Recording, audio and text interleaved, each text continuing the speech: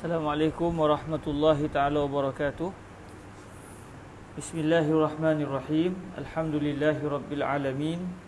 Wassalatu wassalamu ala al-habib al-mustafa sayyidina wa maulana Muhammadinil karim wa ala alihi wa itratihi wa ashabihi ajma'in. Ashhadu an la ilaha illallah wahdahu la syarika lah wa ashhadu anna habibana wa sayyidina wa maulana Muhammadan abduhu wa rasuluh wa safiyuhu min khalqihi wa habibuh adal amanata wa ballagha risalah wa nasaha al ummah wa kashafa Allahu bil ghummah. Allahumma salli wa sallim wa zid wa barik ala al habib al mustafa sayyidina wa maulana Muhammadir rasulillah wa ala alihi wa itratihi wa ashabihi wa man walah, amma ba'd. Alhamdulillah, kita bersyukur kepada Allah Subhanahu wa taala. Pada malam ini kita bertemu sekali lagi untuk sama-sama kita mempelajari kitab Safinatun Najah Fima Yajibu 'alal 'abdi lamaulah, yang kitab ini adalah merupakan antara kitab asas di dalam ilmu fiqh berdasarkan mazhab al-Imam Asy-Syafi'i radhiyallahu taala anhu wa ardahu.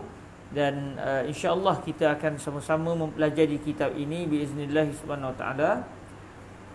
Dan moga-moga sampai satu masa nanti kita direzekikan untuk dapat mengkhatamkan kitab ini insya-Allah subhanahu wa taala.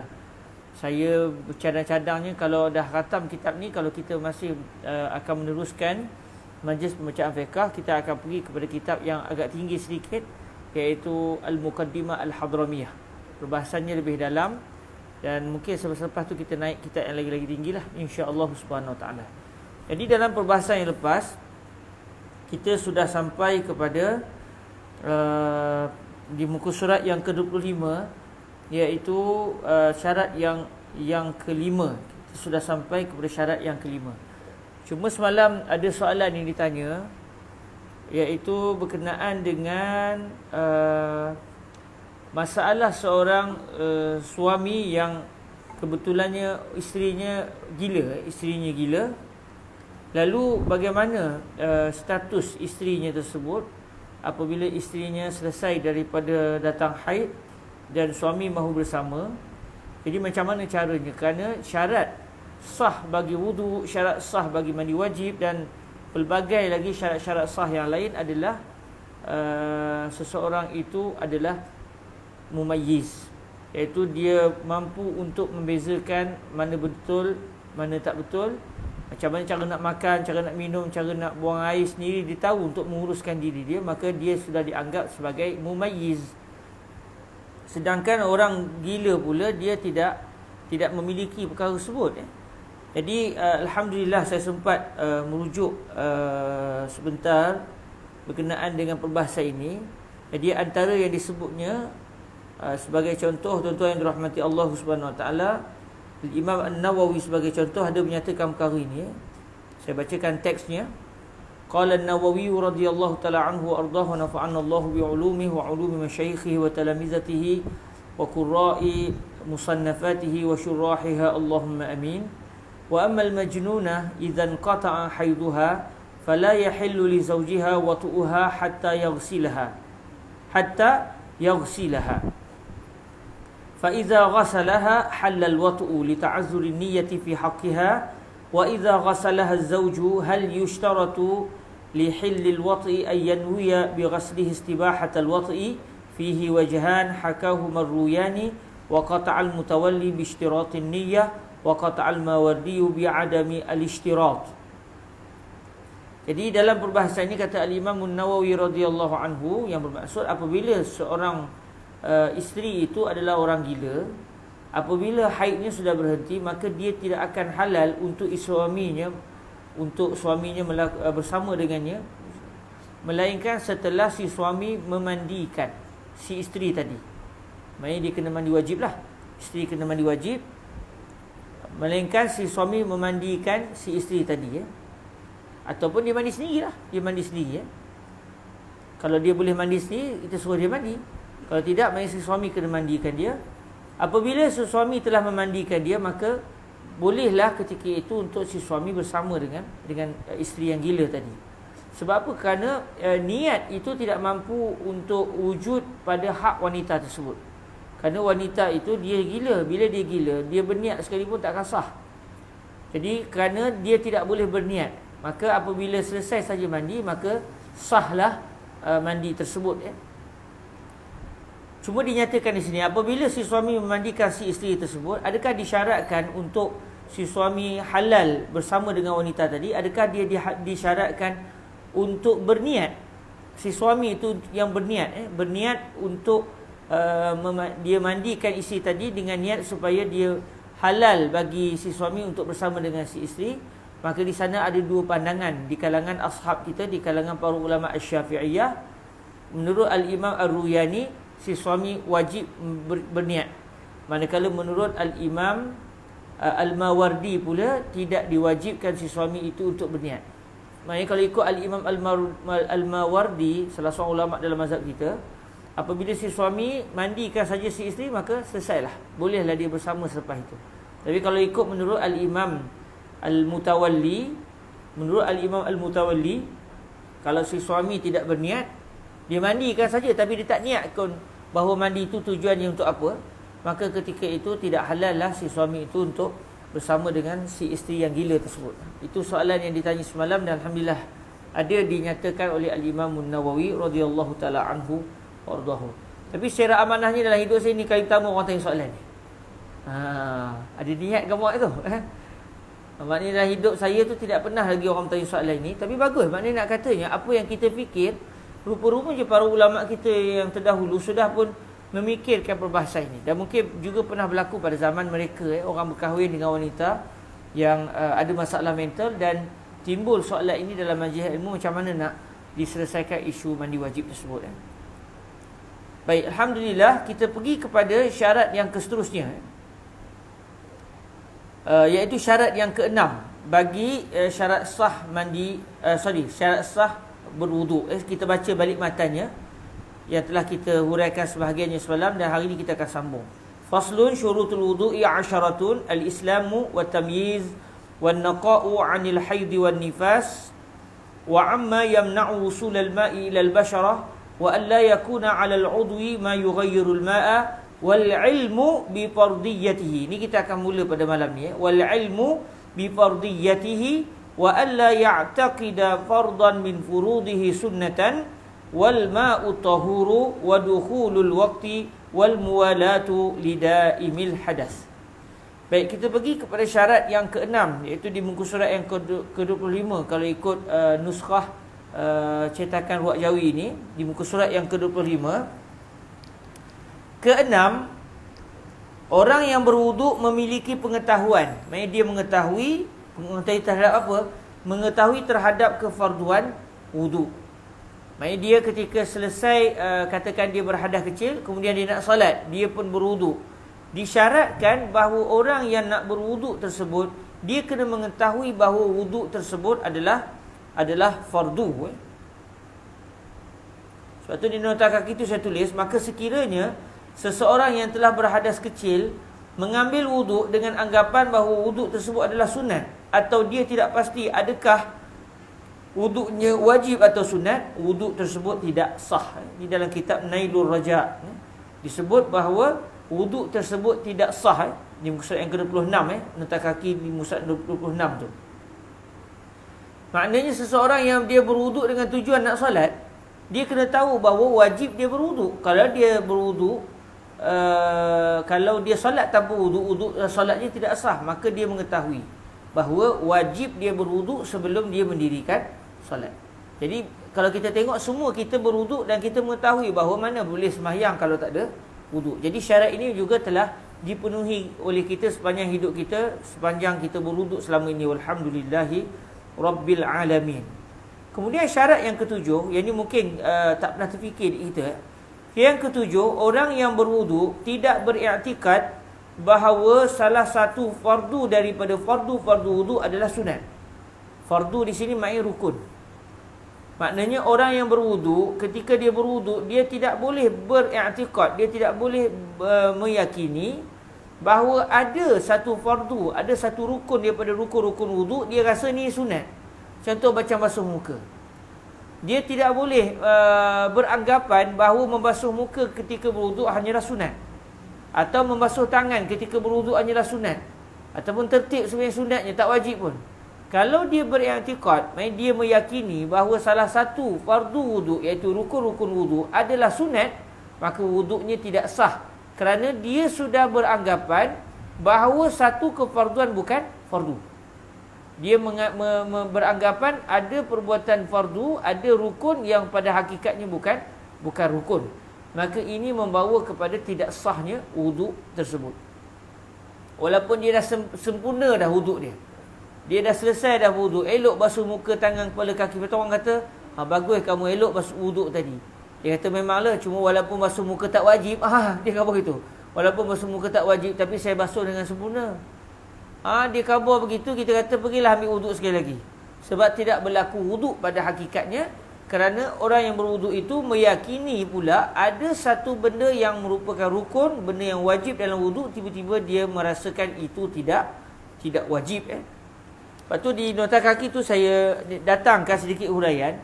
Maka sekiranya seseorang berwuduk dengan anggapan bahawa membasuh muka pada kali yang pertama semasa berwuduk adalah perbuatan yang sunat, wuduk tersebut tidak sah.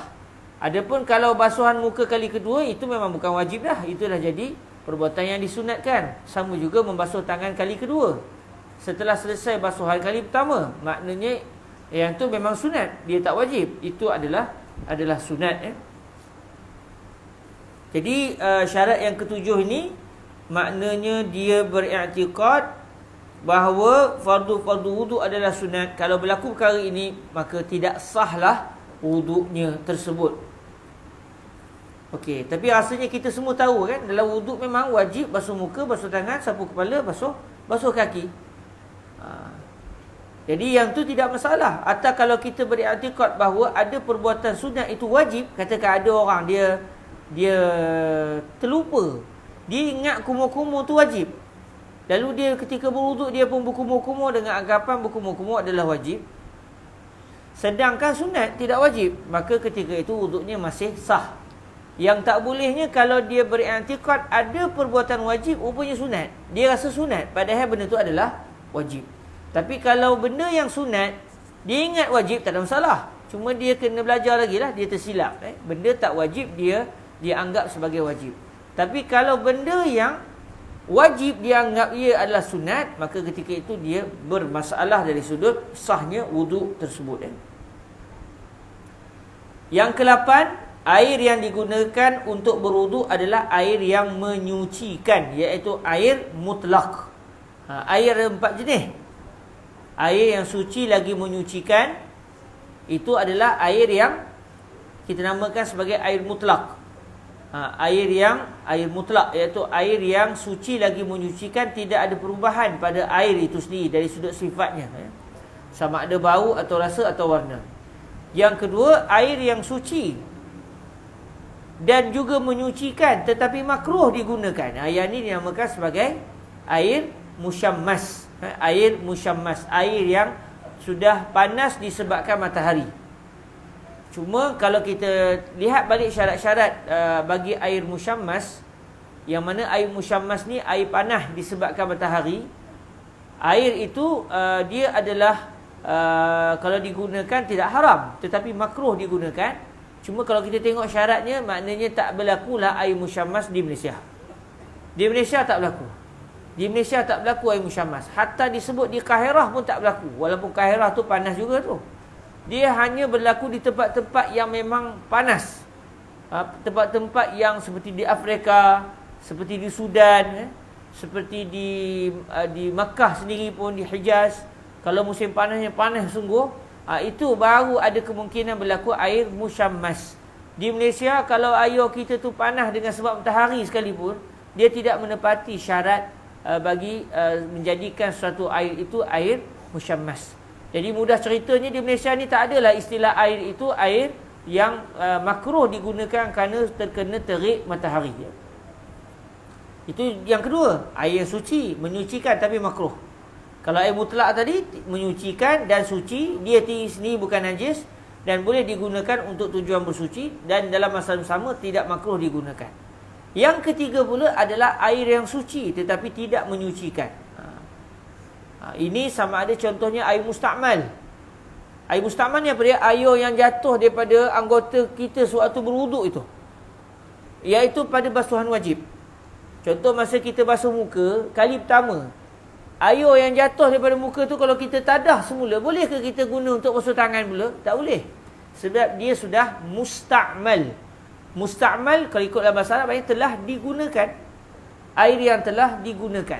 Maka apabila air tu sudah digunakan untuk tujuan mengangkat hadas atau menghilangkan najis, maka air tu sudah tidak lagi boleh digunakan untuk tujuan mengangkat hadas kali kedua atau menghilangkan najis kali kedua.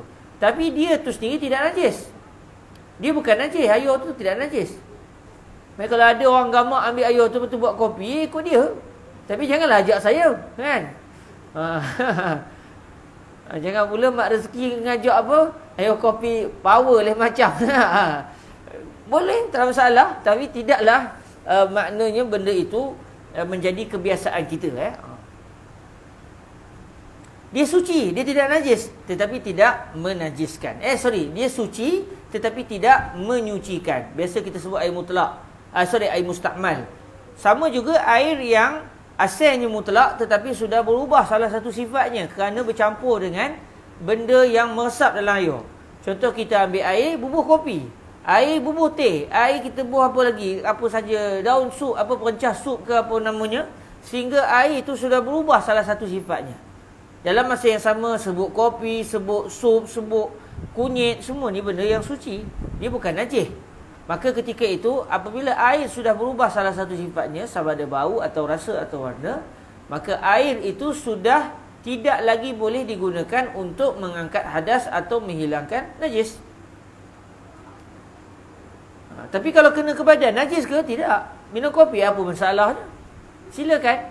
Sama juga dengan air musta'mal. Cuma air musta'mal ni dia ada sikit perbezaan dari sudut hukum. Kalau kita tadah air basuhan muka, kita tadah sikit. Tiap-tiap hari, setiap kali orang berwuduk, kita nak mengumpul air musta'mal. Kalau ada orang, dia tak ada roja lah ni, kan? Dia kumpul, orang ni sikit, dia kata nak ambil berkat. Udahnya cukup 2 kolah. 2 kolah berapa? 190 berapa itu? Lupa dah saya. 2 kolah iaitu bersama 190. Kita tengok balik, saya pun dah terlupa. 191.25 kilogram air. Bila sampai 191.25 kilogram air ataupun 191.25 liter air, air itu asalnya musta'mal, campur musta'mal. Dah 5 hari punya air musta'mal sampai kepada 191.25 kilogram ataupun liter. Maka ketika itu air musta'mal itu sudah bertukar status menjadi air mutlak semula. Beza kalau air kopi campur air kopi, biarlah 10 kolah sekalipun, tetap tidak akan menjadi air mutlak, melainkan apabila sudah tidak, dia berubah, tercampur dengan air, akhirnya berubah, dia kembali kepada sudah tidak ada bau kopi, rasa kopi dan warna kopi, maka ketika itu dia boleh jadi air mutlak semula, kan? Tapi kalau air musta'mal ni, dia bau air mutlak, warna pun warna air mutlak, rasa pun rasa air mutlak. Kita pun tak nampak ada kesan hadas kecil dalam tu. Tetapi apabila dia sampai kepada 2 kullah, dia sudah bertukar semula menjadi air mutlak. Itu yang ketiga, air jenis ketiga. Dan yang terakhir, macam yang kita tahu, air mutanajis. Air mutlak yang tercampur dengan najis. Air dalam gelas ni contohnya, dalam ni ada air, tiba-tiba takdir Allah Ta'ala, ada pula saya duduk tepi kebun, letak air ni tepi ni, mari pula kucing, cek dia lepasnya ke situ. Allah kata sudah bercampur pula dengan kucing punya kencing. Ketika itu apa status air ni? Bau tak ada bau hancin pula. Baunya elok rasa. Mula nak tengok warna pun okey, ambil sikit rasa. Elok manis aja. Apa status air ni? Macam yang kita dah belajar, air kurang 2 kullah dimasuki najis serta merta menjadi mutanajis. Bila air mutanajis tidak boleh dibuat untuk tujuan bersuci. Okey, jadi sebab itu yang ke-8, air disebut sini, air yang digunakan untuk berwudu adalah air yang menyucikan. Sama juga air yang digunakan untuk tujuan mandi wajib.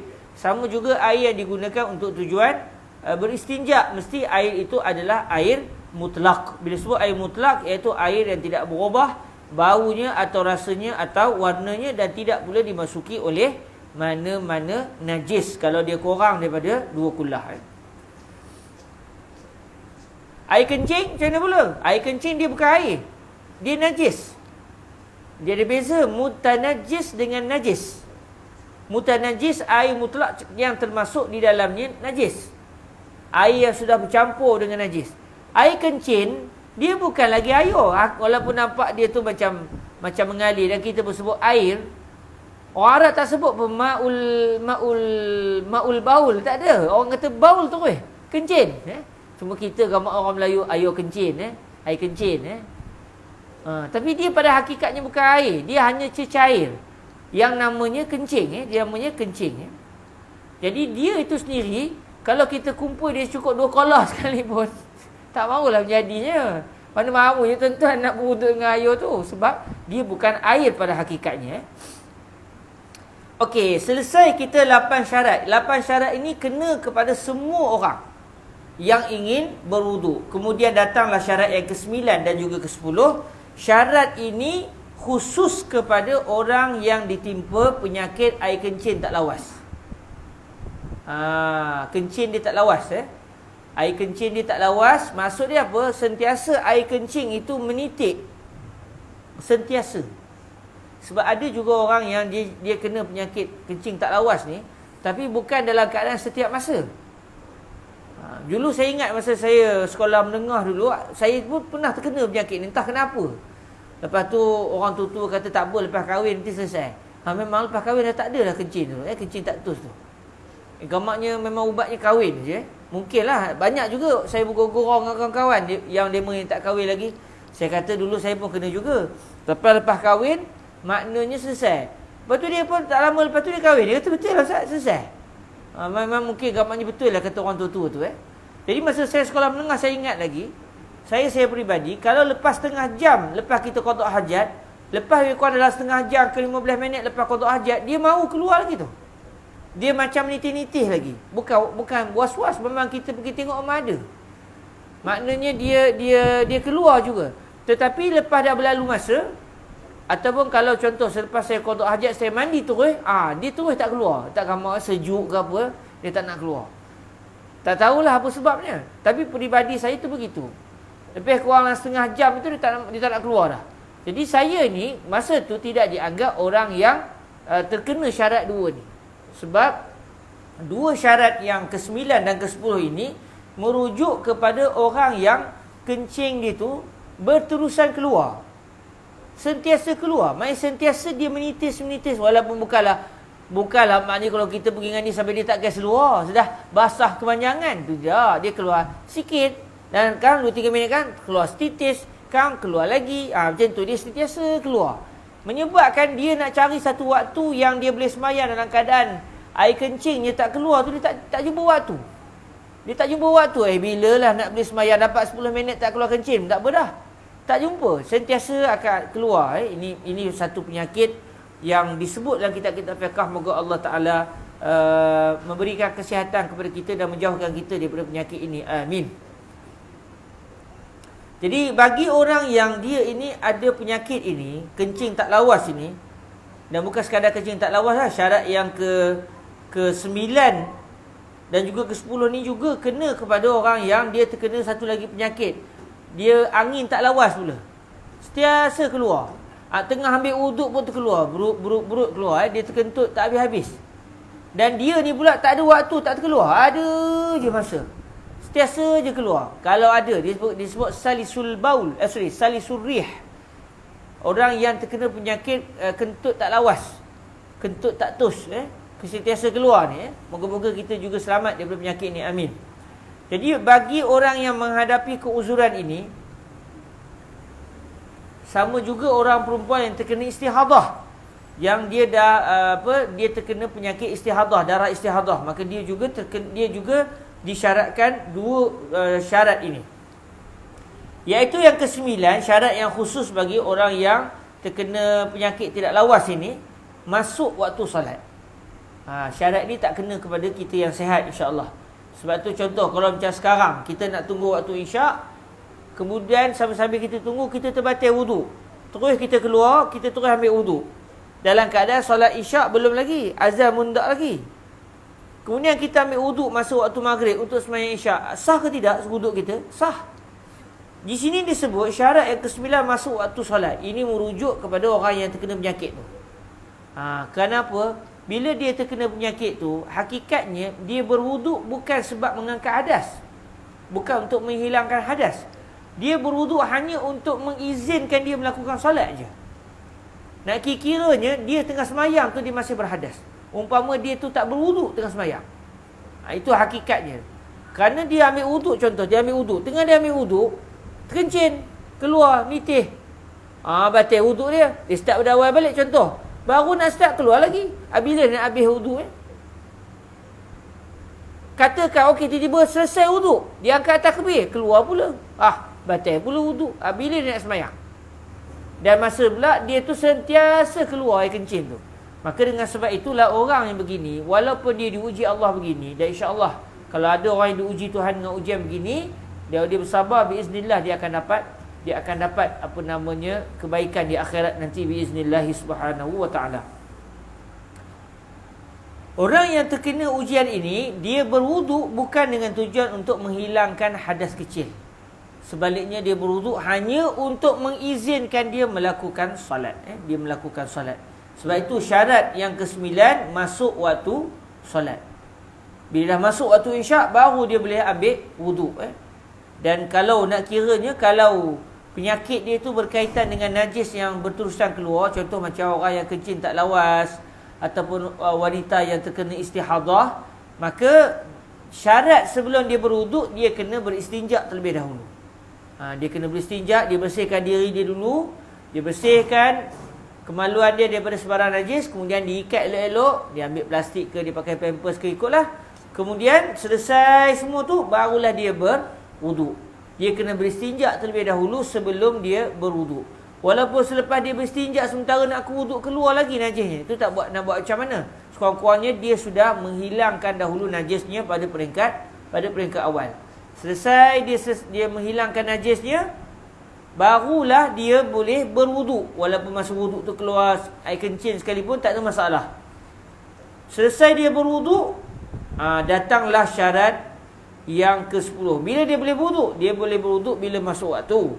Maknanya bila masuk saja waktu, dia pun istinja. Selepas istinja dia pun berwuduk. Selepas berwuduk dia kena pergi ke syarat yang ke-10, iaitu seluruh fardu wuduk dilakukan secara berturut-turut. Seluruh fardu wuduk dilakukan secara berturut-turut. Maknanya dia selepas basuh muka, dia kena terus basuh tangan. Lepas basuh tangan, dia kena terus sapu kepala. Lepas sapu kepala, terus dia kena basuh kaki. Tak boleh dia buat macam wuduk orang biasa. Kita ni sebenarnya boleh berwuduk secara ambil basa begitu. Pukul 6 basuh muka dulu. Lepas tu pergi masak, pergi main lah apa semua. Tapi tak batal lagi wuduk. 6.30 basuh tangan je, dengan niat mengangkat hadas. Boleh. Tapi tak boleh semayang lagi lah, sebab baru terangkat hadas muka dengan tangan. 6.45 sapu kepala. Okey, telah terhilang hadas besar, hadas kecil pada muka, tangan dan kepala. Kaki tak selesai lagi. Bila kaki tak selesai lagi, tak boleh semayang lagi. Masuk maghrib contoh, dia baru basuh kaki. Okey, boleh, tak ada masalah. Maknanya berlaku senggang masa antara satu fardu ke satu fardu yang lain, satu rukun ke satu rukun yang lain. Tetapi bagi orang yang terkena penyakit kencing tak lawas, darah istihadah ataupun kentut tak lawas ini, maka dia tidak boleh melakukan perkara sedemikian. Dia kena segera. Maknanya selesai dia berwuduk, selesai dia basuh muka, kena segera basuh tangan. Lepas basuh tangan, kena terus basuh sapu kepala. Selepas basuh sapu kepala, terus kena basuh kaki. Selesai dia berwuduk, dia kena terus sembahyang. Dia kena terus sembahyang. Cuma kata para ulama', kalau dia lambatkan sikit sembahyang kerana menunggu orang nak qomat, itu tak apa. Tapi kalau dia sembahyang seorang-seorang di rumah, lepas dia selesai berwuduk, dia kena terus sembahyang. Dia tak boleh kata, nantilah tunggu lepas 5 minit nak rehat dulu. Kalau dia rehat dulu, terbatallah segala apa yang dia buat tadi. Dia kena mula daripada awal. Dia kena bersihkan diri balik, kemudian maknanya dia kena berwuduk, lepas berwuduk dia kena terus solat. Itu syarat yang ke-9 dan ke-10. Sebab tu di dalam buku ni saya buat sedikit uraian tu. Syarat yang ke-9 dan ke-10 ini hanya untuk orang yang sentiasa berhadas. Di nota kaki tu saya tulis sikit sebagai huraiannya. Maka seseorang yang berhadas kecil secara berterusan, seperti kencing tidak lawas, sekiranya dia mengambil wuduk sebelum masuk waktu solat, wuduk tersebut tidak sah. Wuduknya juga tidak akan sah sekiranya dia berwuduk secara tidak berturut-turut antara anggota-anggota wuduk. Seperti dia membasuh mukanya, seterusnya dia hanya membasuh tangannya setelah berlalu 10 minit. Ni contohlah dari waktu basuhan muka. Wuduk orang yang berhadas kecil secara berterusan juga tidak akan sah sekiranya setelah dia selesai berwuduk dia tidak segera mendirikan solat. Melainkan dengan tujuan untuk menunggu jemaah. Maka dianggap itu tidak mengapa. Okey, silakan tuan. Tuan nak tanya soalan tadi.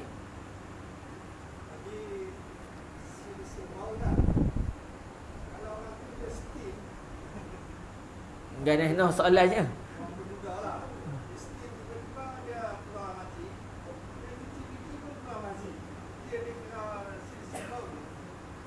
Dia kena tengok balik adakah dia sentiasa keluar ke? Itu soalannya.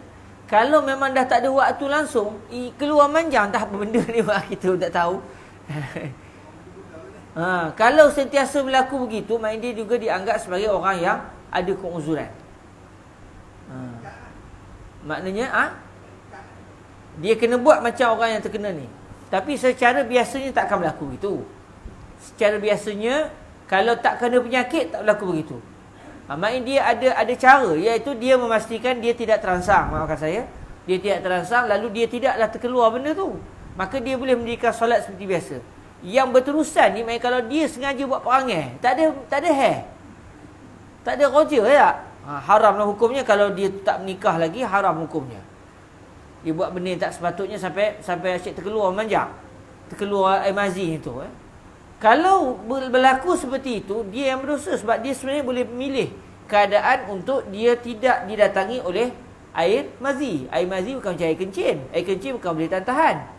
Air mazi ni maknanya seseorang itu dia ada sedikit, orang kata apa, kemampuan untuk memastikan keluar ataupun tidak. Jadi kalaulah dia itu memang yang dia tanya soalan ni, contoh kerana dia buat benda yang tak sepatutnya, ada je buat benda-benda yang haram, yang tak sepatutnya, dan kadang dia tak berkahwin lagi. Kalau dia dah berkahwin, dan kita kata tunggulah kejap kan, bagilah ambil masa sekejap nak sembahyang kan, suruh orang rumah pergi masak ke apa ke dulu kan, bagi ada peluang sikit untuk dia dapat solat. Kalau dia tu bukan kerana penyakit, dia kena berhentilah. Dan kalau dia tak kahwin lagi, lagi-lagilah dia sepatutnya meninggalkan perkara yang dia lakukan itu kerana menyebabkan dia sentiasa terangsang. Tapi kalau dia sakit, itu lain cerita. Kalau dia sakit, dia pergi kepada perbahasan yang kita bincangkan tadi. Ya Allah.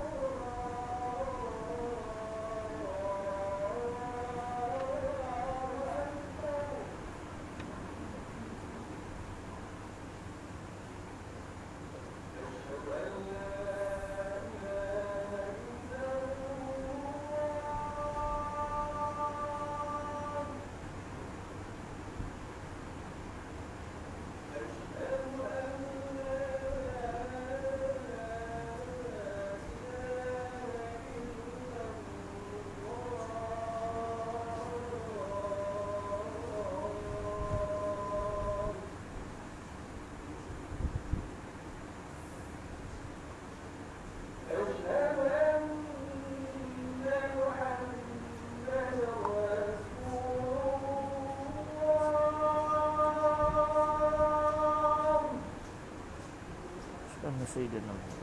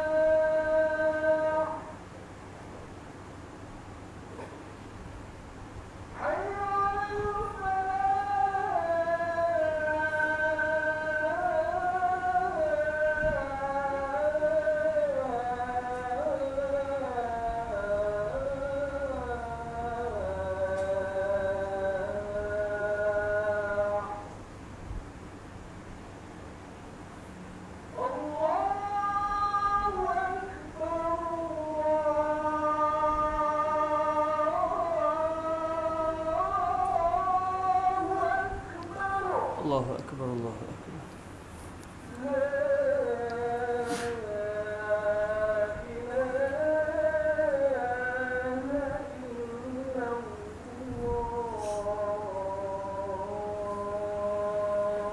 Wa nashhadu an la ilaha illallah wahdahu la syarika lahu wa anna sayyidana Muhammadan abduhu wa rasuluhu wa billahi rabbil sayyidina Muhammadin sallallahu alaihi wasallam. Allahumma rabb hadhihi ad-da'wati at-tammah wa salatu al-qa'imah آت سيدنا محمدا الوسيلة والفضيلة والشرف والدرجة الرفيعة وبعثه مقاما محمودا الذي وعنته إنك لا تخلف الميعاد صلى الله على سيدنا محمد وعلى آله وصحبه وسلم. Subhanallah, saya sambil tu saya cari isu salisul mazi ni, baru nak baca habis lebih bateri. Ada saya cari dari segi inilah, kok ada benda ni berlaku. Saya baca laju jadi ada orang Arab tahun 2010 tanya soalan. Dia kata aku dah penat dah, asyik keluar manjang.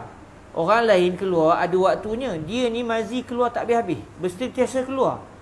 Dan dia kata sampai aku dah letih. Aku semayang balik-balik ada, aku tengah semayang keluar. Dan di hujung tu dia kata, untuk pengetahuannya dah banyak hari dah aku tak semayang, sampai aku tak nak semayang, aku tak tahu nak buat macam mana. Memang ada rupanya penyakit ni, salisul mazi. Dan dia kata untuk pengetahuan, dia kata bukan kerana ada maknanya isu syahwat, tapi benda ni penyakit keluar kepada dia. Jadi memang ada rupanya salisul mazi. Ada ditanya soalan, saya nak bacakan soalan tu sampai dia kata laqad ta'ibtu, aku dah letih dah. Orang ni khabar ni, orang ni khabar begini, aku sampai berhari-hari sembahyang Jumaat baru dia kata tak semayang, tapi baru nak baca sudah habis pula bateri. Jadi bagi mereka yang contoh kalau dia ni air mazinya sentiasa keluar, yang penting najis lah, najis yang sentiasa keluar, atau perkara yang membatalkan wuduk tu sentiasa keluar, contoh macam buang angin tadi sentiasa keluar, maka syarat yang ke-9 dan juga ke-10 ni mesti dilakukan. Cuma kalau macam apa namanya, orang kalau dia yang keluar tu najis, memang dia kena hilangkan najis lah. Tapi kalau macam kalau dia contoh kentut berterusan keluar, tak perlulah setiap kali nak berwuduk dia kena masuk bilik air nak membersihkan apa kemaluan dia, sebab kentut tidak najis. Maka tidak perlu untuk dia beristinja, hanya perlu dia berwuduk dan terus segera melakukan solat. Berwuduk pun secara segera dan terus segera selepas itu melakukan solat. Melainkan kalau dia tunggu kejap jemaah, walaupun contoh 15 minit 20 minit menunggu orang nak qamat, yang itu tidak menjadi masalah. Alhamdulillah, selesai kita membicarakan berkenaan dengan syarat-syarat sah bagi wuduk. Dan di sini pun saya berhenti apa namanya perbahasan ini. Cuma ada baru-baru ni masa di Bukit Aman, 2 soalan ditanya kepada saya Dua soalan ni saya tak erti nak jawab. Jadi saya pun sebut dua soalan pada tuan-tuan sebab saya nak beritahu saya tak tahu jawapan. Kalau ada rezeki tuan-tuan tanya saya supaya mana tahu lepas ni saya tahu jawapannya. Dua soalan yang ditanya kepada saya dan saya tak tahu jawapannya sebab belum sempat lagi saya nak menengok kitab betul-betulnya. Iaitu orang yang terkena penyakit ini, salisul baul ini, dia boleh sembahyang jamak tak? Dia boleh atau tidak sembahyang jamak? Kalau boleh sembahyang jamak, adakah main selepas dia selesai sembahyang pertama dia kena istinja sekali lagi, lepas tu ambil wuduk sekali lagi? Itu soalannya. Itu saya tak tahu jawapannya. Saya beritahu saya siap biar tuan-tuan ingatkan saya. Kok saya terlupa. Sebab benda ni rasanya kalau berlaku mungkin orang akan tanya. Dan benda ni penting juga untuk dia dapatkan jawapan. Kemudian soalan yang kedua dia tanya kepada saya, orang yang terkena salisil baul ni, dia selesai dia berwuduk, dia pun sembahyang fardu. Kemudian dia nak sembahyang sunat. Adakah dia kena buat perkara yang sama kalau dia nak sembahyang sunat, atau cukup dengan wuduk yang pertama tadi untuk dia pun boleh melakukan perbuatan-perbuatan sunat yang lain? Tak perlu kena berwuduk, berstinja sekali setiap kali nak sembahyang sunat. Dia kalau isu tayamum saya tahu jawapannya. Tapi isu ni isu salisil baul, orang yang penyakit kencing tak lawas ni macam mana? Adakah dia seperti orang yang bertayamum tadi, cukup dengan satu wuduk boleh sembahyang mana-mana sembahyang sunat dengan wuduk yang sama, atau dia ni tak boleh? Yang tu saya tak tahu jawapan. Dan saya nak kena cari jugalah sebab soalan ni penting untuk didapatkan jawapan. Dan tuan-tuan pun ingat, kalau andai kata saya tak jawab juga dalam majlis yang akan datang, tuan-tuan peringatkan saya supaya saya boleh membacanya dan mendapatkan jawapan dengan segera. Sebab dua soalan ni bagi saya dua soalan yang penting. Dan kalau ada asatizah ustaz-ustaz yang ada di surau ni yang mengetahui jawapannya, ada disebutkan dalam kitab bagian-bagian, maklumkan kepada saya supaya mudah kita boleh merujuknya secara segera. Alhamdulillahi rabbil alamin. Semalam saya minta maaf 99 suku, saya tak terperasan 99 suku. Berasa lepas azan tu rasa kejap 5 minit nak berhenti. Rupanya berhenti sampai 9 suku kita semalam. Hari ni saya tak boleh buat lagi macam semalam lah. Jadi saya kena berhenti sekarang. Saya kena berhenti sekarang. Sementara tak jadi macam semalam tu, insya-Allah ada pertemuan akan datang kita akan masuk kepada perbahasan yang seterusnya, iaitu faslun nawaqidul wudu'i arba'atu asya'. Perbahasan membicarakan berkenaan dengan perkara-perkara yang membatalkan wudu. Biiznillah subhanahu wa ta'ala. Itu saja yang saya dapat berkongsi untuk hari ini. Mohon maaf atas segala kekurangan. InsyaAllah ada umur kita bertemu lagi dalam minggu-minggu yang seterusnya. Aku lu qauli hadza wa astaghfirullah li wa lakum. Kita tangguhkan majlis dengan sama-sama berselawat ke hadrat Nabi Muhammad sallallahu alaihi wa alihi wasallam. Allahumma salli afdala salatin ala as'adi makhluqatika sayyidina Muhammadin wa ala alihi wa sahbihi wa sallim adada ma'lumatika wa midada kalimatika kullama ذكرك الذاكرون وغفل عن ذكره الغافلون.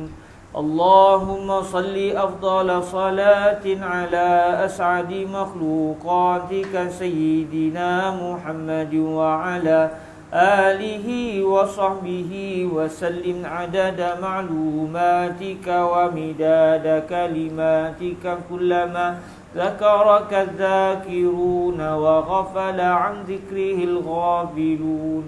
اللهم صل أفضل صلاة على أسعد مخلوقاتك سيدنا محمد وعلى آله وصحبه وسلم عدد معلوماتك ومداد كلماتك كلما ذكرك الذاكرون وغفل عن ذكره الغافلون. وسلم ورضي الله تبارك وتعالى عن ساداتنا أصحاب رسول الله أجمعين.